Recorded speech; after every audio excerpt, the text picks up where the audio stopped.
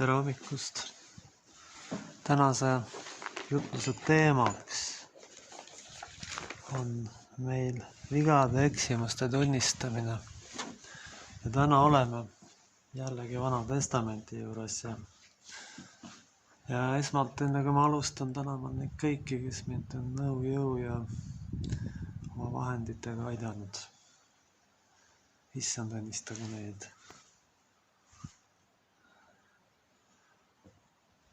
Ja tänane lugemine tuleb 2. Samueli raamatust 12. peatükiks ja pealkiri on Naatan manitseb Taavetit. Ja issand läkitas Naatani Taaveti juurde, too tuli tema juurde ning ütles temale. Ühes linnas oli 2 meest, üks rikas ja teine vaene.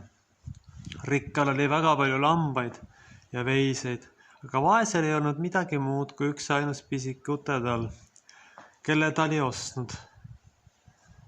Ta toitis seda ja siis kasvas üles tema juures üheskoos ta lastega ja sõi ta palukest, jõi ta karikast, magastas üles ja oli temale nagu tütar.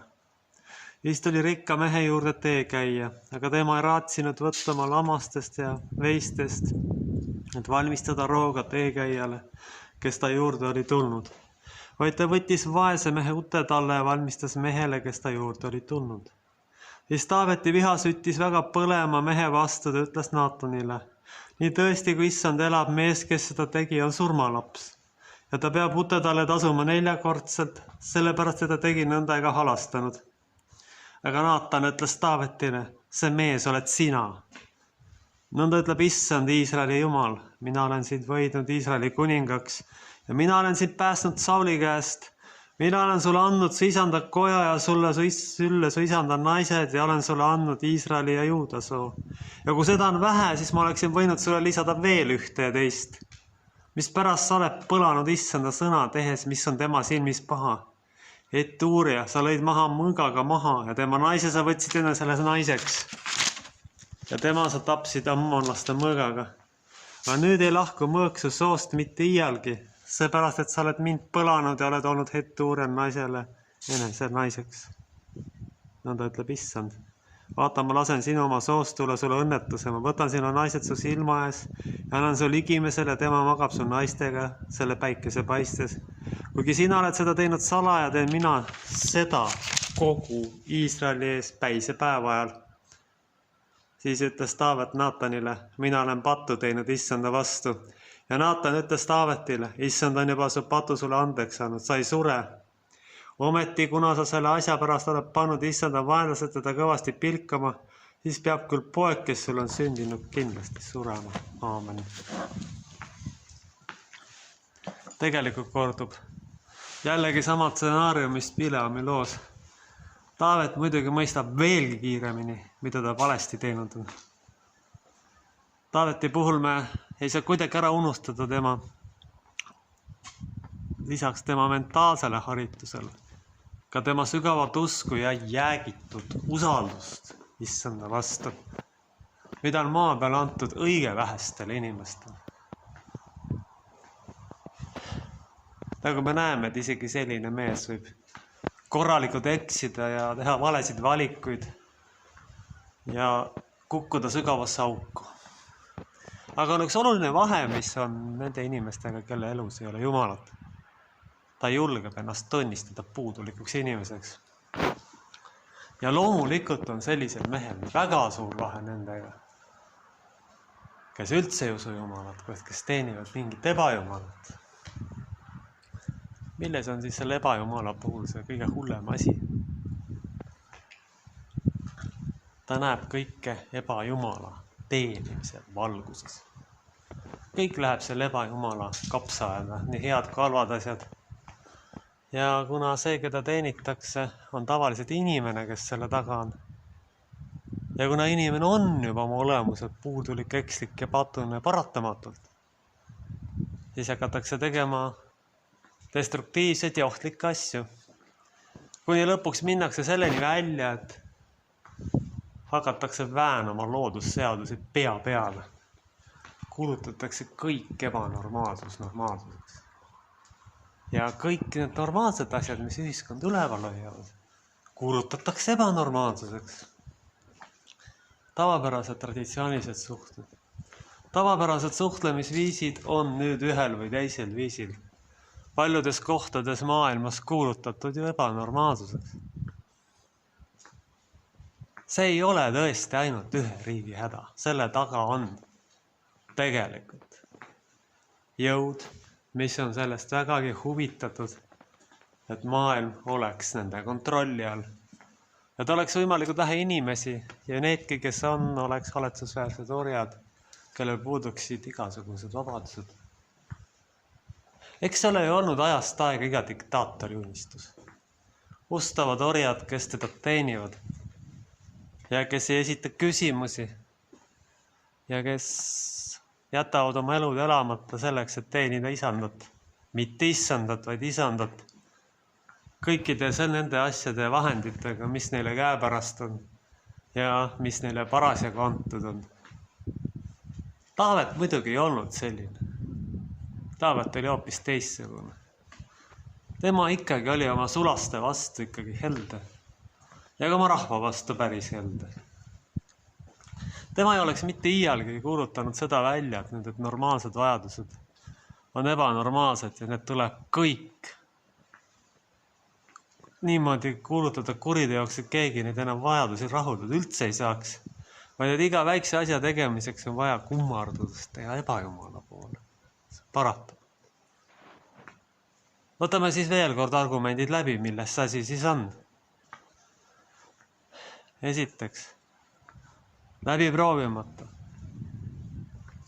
katsetamata, läbi töötamata või just teadlikult rahva hävitamiseks mõeldud preparaat või mürk,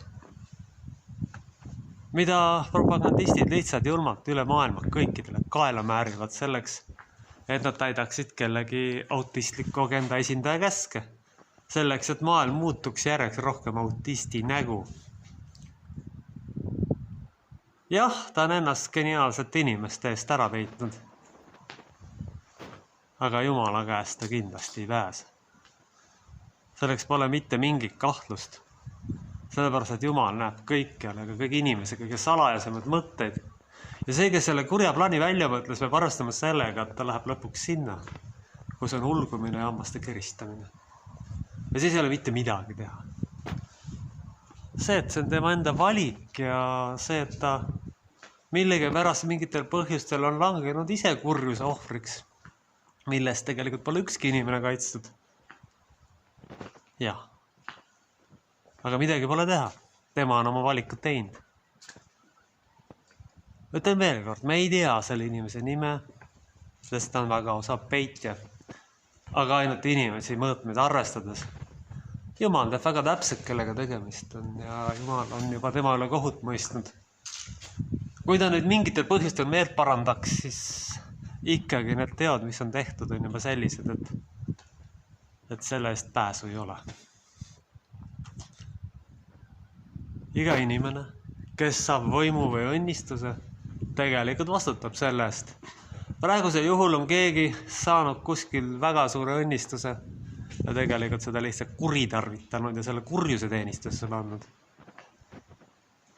Andnud kurjuse teenistusse oma talendid ja sellega maailm õhku lasknud sisuliselt. Selles on see probleem. Taaveti puhul oli lugu väga lihtne. Talle hakkas üks naisterahvas lihtsalt meeldima. Siis ta kasutas oma võimu atribuute, et oma konkurendist lihtsalt lahti saada. Ja siis ta lõpuks unustas selle nii-öelda ära, et ühel hetkel pidi tulema see Naatan ütlema, et kuule Taavet, tead, mis sa teinud oled üldse? Mille see asi on? Millega sa Taavet tegeled siin? Milles see asi on? Mis asja sa Taavet teed? Sa võtad võõra naise, lööd ta üle, lased siis sisuliselt, teostad poliitmõrva, saadad mehe eesliinile ja siis võtad selle tädi ära endale lihtsalt, julmalt. Siin nüüd tuleb panna tähele väga olulist asja selle kirjakoha juures. Taavet ise ei saanud aru, et ta oli pattu teinud. Talle pidi tulema see Naatan ütlema, kes oli väga kõrge positsiooniga vaimulik selles ühiskonnas, et Taavet, sa oled õudse kuritööga tegelikult hakkama saanud. Kui nüüd Taavet oleks olnud tavaline idamaade valitseja, oleks ta lihtsalt mõõga võtnud ja Naatani läbi torganud. Aga loomulikult Taavet oli väga sügavalt usklik, haritud ja väärikas inimene, kes sai väga kiiresti aru. Isegi kiiremini kui see Bileam, mida ta teinud oli. Piisas ainult sellest, kui Naatan mõne minuti rääkis. Alguses muidugi ta lükkas selle tagasi, nagu me siin selle peatüki 6. salmis nägime, et see mees tuleks maha lüüa. Aga ta kannatas ka selle välja, kui Naatan talle otse ütles, et see on tema. See tõstab tegelikult minu silmis Taaveti päris suurtesse kõrgustesse. Sa omad piiramatud võimu. Sa võiks võtta tõe rääkijal ju põhimõtteliselt kohe pea maha. Ja mitte keegi ei saaks sulle midagi ette heita. Aga ta ei teinud seda. Need jõud, mis tegelikult praegu on täpselt kuningas Taaveti vastupidised käituvad jõud. Nad on iga väikse asja eest nõus inimese lihtsalt maha lööma ja surnuaiale saatma. Kõige hullem on see, et nad on oma kontrolli saavutamiseks nõus inimesed ära mürgitama. Ja neil oleks väga hea meel, kui järjest rohkem ja inimesi lihtsalt ära sureks. Kui inimesed üksteist vihkaksid ja siis veel saaks seda rahvaarvu vähendada. See on läbinähtavalt ja ilmselgelt kurjuse plaan. Selles ei ole ammu enam mitte mingit kahtlust.